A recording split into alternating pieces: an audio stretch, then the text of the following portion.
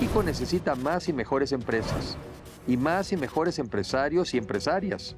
Es por eso que necesitamos desarrollar instituciones educativas cada vez más modernas y enfocadas al mundo y a la economía actual. En México, los millones de emprendedores que sustentan nuestra economía han sido abandonados y tienen que enfrentar solos los problemas de inseguridad, sobreregulación y falta de apoyos y capacitación. Debemos fomentar el crecimiento económico a partir del apoyo y capacitación a los emprendedores y empresarios.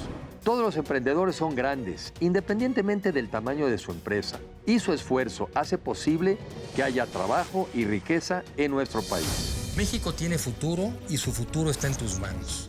La mejor manera de predecir el futuro es crearlo. Los avances científicos y tecnológicos han hecho que cambie nuestro estilo de vida, la forma de trabajar e incluso en la que nos relacionamos. La capacidad de educarnos a través de Internet, de transportarnos en vehículos autónomos, de modificar el genoma humano para evitar enfermedades, así como el uso intensivo de las energías renovables y de la inteligencia artificial, nos permitirán alcanzar mejores niveles de vida. Pero ¿seremos capaces de incorporar a todos o generaremos sociedades más polarizadas? De esto se trata Ahora Futuro, México y el mundo.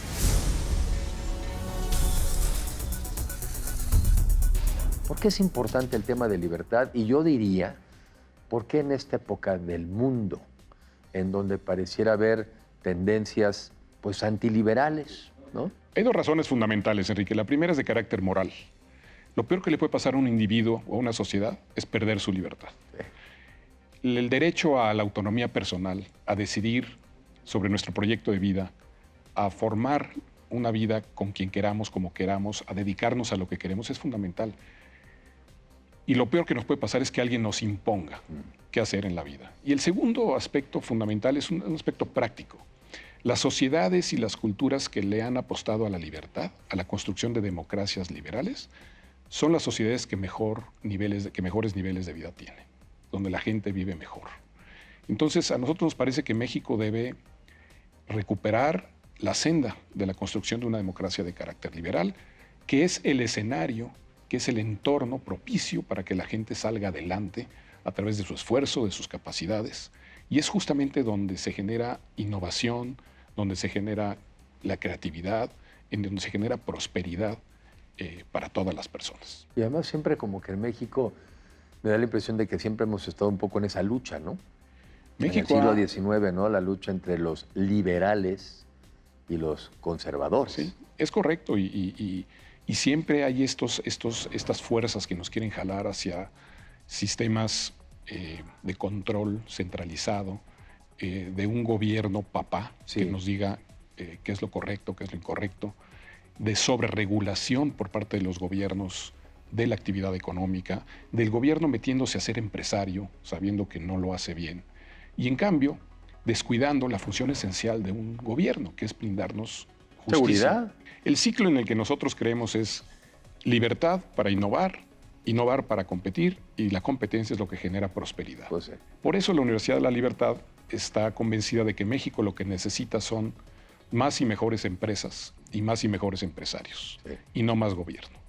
Y lo que queremos es formar a las futuras generaciones de líderes empresariales, de emprendedores sociales, emprendedores políticos. Para nosotros el emprendimiento, Enrique, es una forma de vivir, es una forma de entender la vida.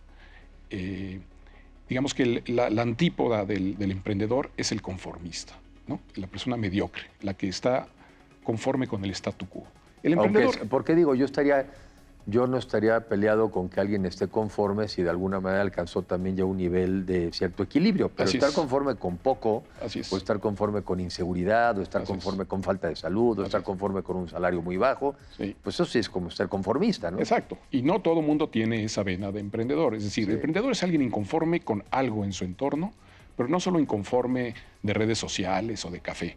Es un inconforme que decide tomar acción para cambiar lo que no le gusta de su entorno, para generar un mejor nivel de vida para él y para los suyos. Ese es el emprendedor. Y nosotros creemos que México necesita, insisto, recuperar la senda, digamos, de confiar en el individuo más que en visiones colectivistas, y dejar que los empresarios generen la riqueza que este país necesita.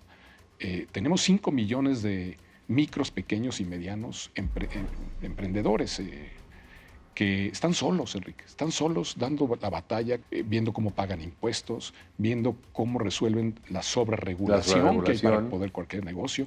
Esos 5 millones de emprendedores necesitamos reconocerlos, porque aportan cerca del 80% de los empleos de este país. Así es, ahí es donde está la mayoría, por mucho la mayoría del empleo de los mexicanos está ahí, y sin embargo muchas de ellas son empresas muy pequeñas, en donde también entonces el nivel del valor de lo que producen es bajo. Así es. Porque ahí está el 80% de los empleos, pero está nada más el 50% del valor. Y es importante que se reconozca que el gobierno no genera riqueza, el gobierno no es buen empresario. El gobierno distribuye los impuestos que pagamos.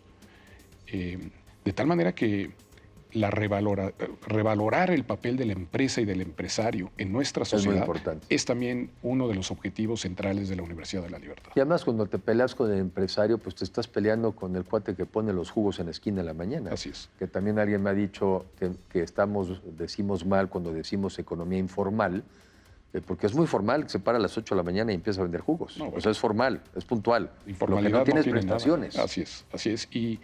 Y a mí me suena hasta peyorativo decirles micro, pequeños y medianos. Sí. O sea, son grandes, grandes. Todos son grandes empresarios, gente que sale a romperse la cara todos los días y que genera, insisto, los empleos, la riqueza y nos da los servicios que todos consumimos. Y hay otra cosa que estamos haciendo.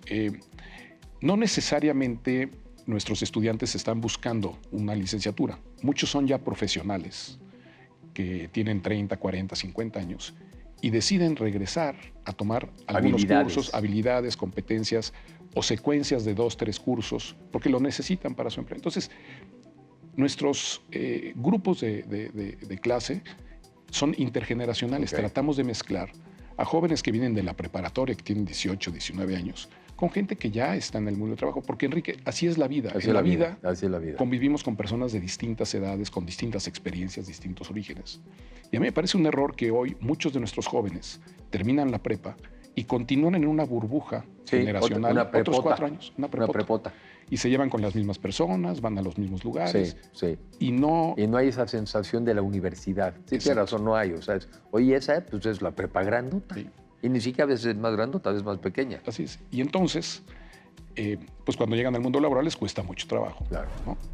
Y más en el mundo de hoy, que al joven hoy, por alguna razón, y pues así son y respetable, hay más sentido de urgencia, menos sentido de que aquí me voy a quedar, están más en una búsqueda más rápida, pues no me hallo, entonces ya voy por la siguiente, lo cual, pues así son. ¿Cómo ayudarle a veces a los padres de familia? Porque a mí me sorprende, en parte y en parte no, que la educación en México en general sale bien evaluada.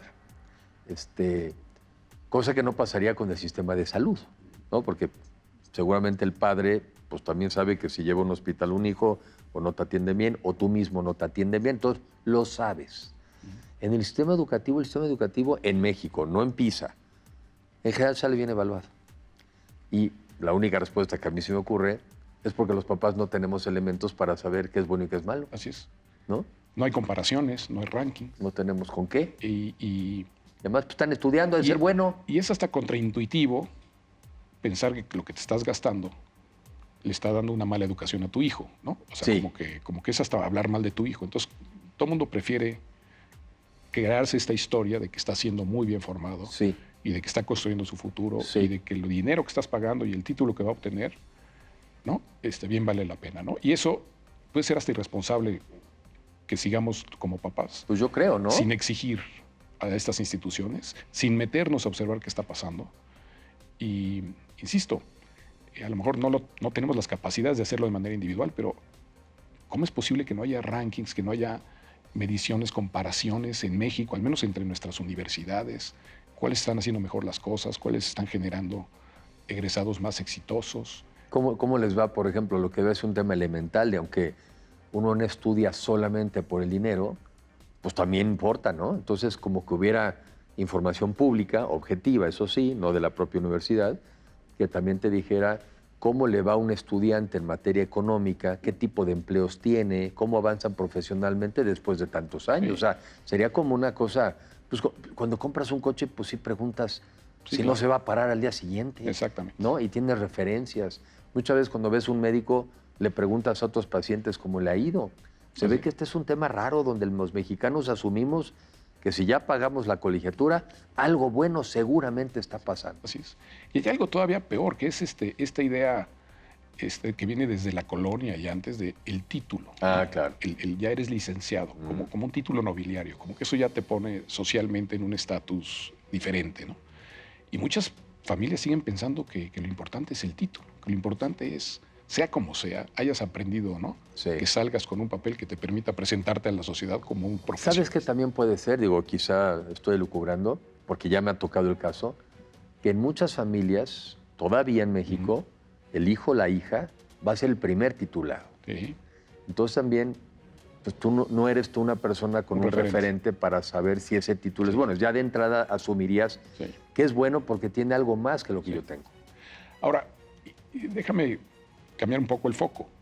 Por supuesto que una carrera puede tener como objetivo tener un buen empleo y generar recursos, pero pensemos en la formación del individuo, ¿no? En su capacidad de entender el mundo, de observar fenómenos complejos y de formarse una opinión en libertad sobre lo que vive y cómo le gustaría vivir. Eso también es función de una universidad. Sí, claro. Entonces, nosotros tenemos un bloque en donde ve todo, aunque nuestro programa es de negocios, llevan filosofía, historia, política y economía, porque queremos formar ciudadanos activos, completos, en una democracia liberal. Queremos ciudadanos que entiendan por qué es importante involucrarse con su comunidad, participar democráticamente, ¿no?, en el futuro de sus comunidades, de sus entidades, de su país, y no personas apáticas que lo único que quieran es ganar dinero, Sí, ¿no? Y vivir en esta cosa medio egoísta. Sí. Y en México necesitamos también ciudadanos más redondos, más completos, más intelectualmente más sólidos, ¿no?, que entiendan la importancia de construir sistemas, ¿no?, de gobierno, de gobernanza, que nos protejan y nos garanticen el ejercicio de nuestras libertades y nos ayuden a construir entornos favorables para vivir bien, para vivir sin miedo, para vivir de manera productiva, generando bienestar para nosotros, para nuestros seres queridos y para la sociedad en general.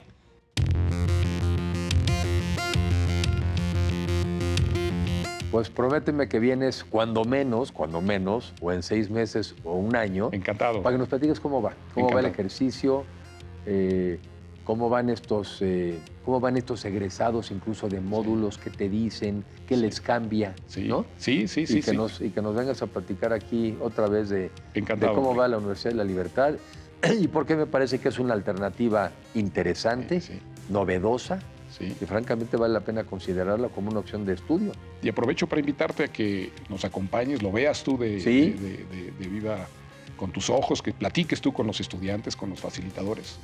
Creo que te va a gustar el modelo. Pues me hará mucho gusto. La educación es primordial, decía una persona. Una, para entendernos en las diferentes etapas de la vida, que vaya que tiene su reto.